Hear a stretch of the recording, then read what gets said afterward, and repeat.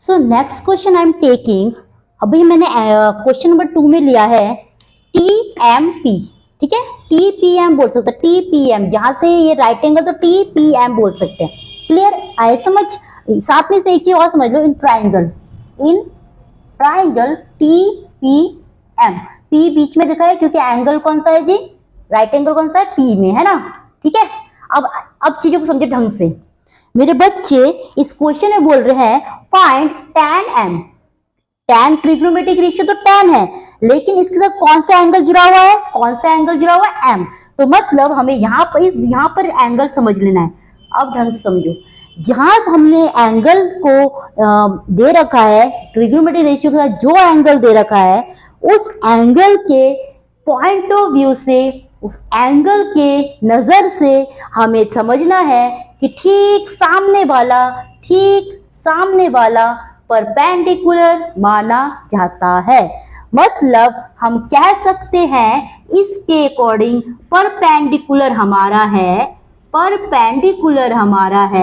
क्या है जी, परपेंडिकुलर हमारा PT है, जो कि कितना है जी 8। इतनी बात क्लियर है। वही बात की जाए बेस हमारा क्या होगा जी, बेस हमारा है MP जो कि कितना है 15। और एक और बात हमें ये भी पता है, हाइपोटेनियस कभी चेंज नहीं होता, ये एज इट इज रहता है। मतलब हमारा जो हाइपोटेनियस है it will be TM means कितना है जी 17। इतनी बात क्लियर है। मैंने कहा जब हमसे जो ट्रिग्नोमेट्रिक रेशियो मांग रहे हैं उसके साथ जो एंगल है, उस एंगल को हमने यहाँ पे दिखा दिया M को एंगल मांग रहे हैं, M को एंगल मान रहे हैं, उस एंगल के पॉइंट ऑफ व्यू से ठीक उसके सामने वाले को हम क्या मानते हैं, इसके सामने वाला कौन सा, ये जो सामने वाला क्या है, इसको हम परपेंडिकुलर मानते हैं, ठीक है।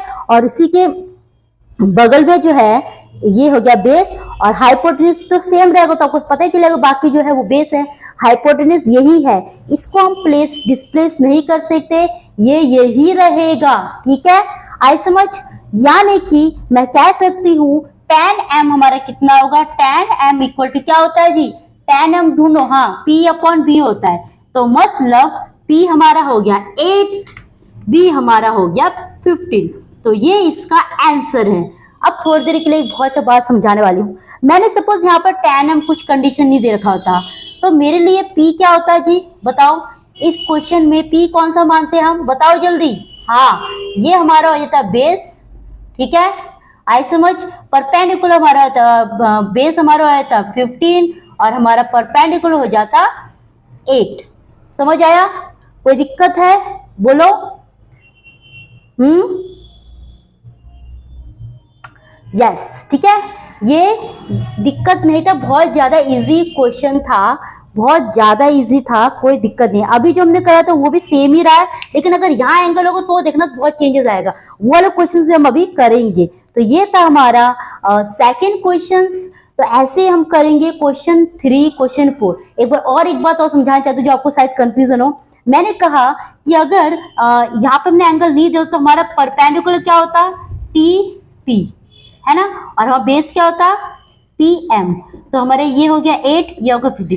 जब यहाँ एंगल नहीं भी दिया हो, जब हम अगर इसमें कोई एंगल के बारे में गिवन नहीं हो, तो भी इस पूरे क्वेश्चन में हमारा TP भी, इसका भी परपेंडिकुलर 8 है, इसका आ ही गया, इसका भी बेस 15, इसका बेस 15। लेकिन बात अगर यहाँ की जाती है ना एंगल, तो आप देखते हैं इसके सामने वाला इसको मानते हैं परपेंडिकुलर, इसके ठीक सामने वाला होता है ये, है ना जी, इसके ठीक सामने वाला होता है ये, है ना। तो इसको क्या मानते हैं, इसको परपेंडिकुलर मानते हैं, इसको बेस मानते हैं, और हाइपोटेनस एज इट इज रहता है, ठीक है। कुछ था? चलो, आपको कंफ्यूजन क्लियर करने के लिए मैं अब इस बार क्या करती हूँ, इस बार मैं इसको T मानती हूँ, इसको एंगल देती हूँ, ठीक है। चलो फिर इस करते हैं।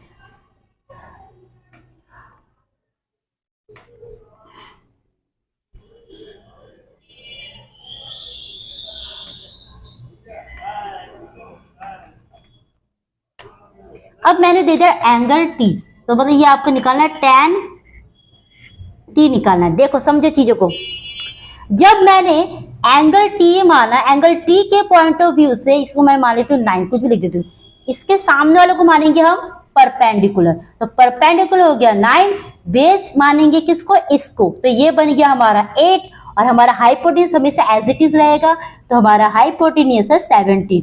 समझ आया? मैंने क्या करा, जिसको एंगल जिस ट्रिग्नोमेट्रिक रेशियो में जो एंगल दिया होता है उस एंगल के पॉइंट ऑफ व्यू से ठीक सामने वाला परपेंडिकुलर है, और अगर नहीं गिवन होता ऐसा कोई कंडीशन तो ये हमारे लिए बेस होता है ना, बेस होता है ना। लेकिन यहाँ एंगल दे रखा है टी, एंगल टी के अकॉर्डिंग, एंगल के टी के अकॉर्डिंग हमें बेस और परपेंडिकुलर में चेंजेस देखने को मिलेगा।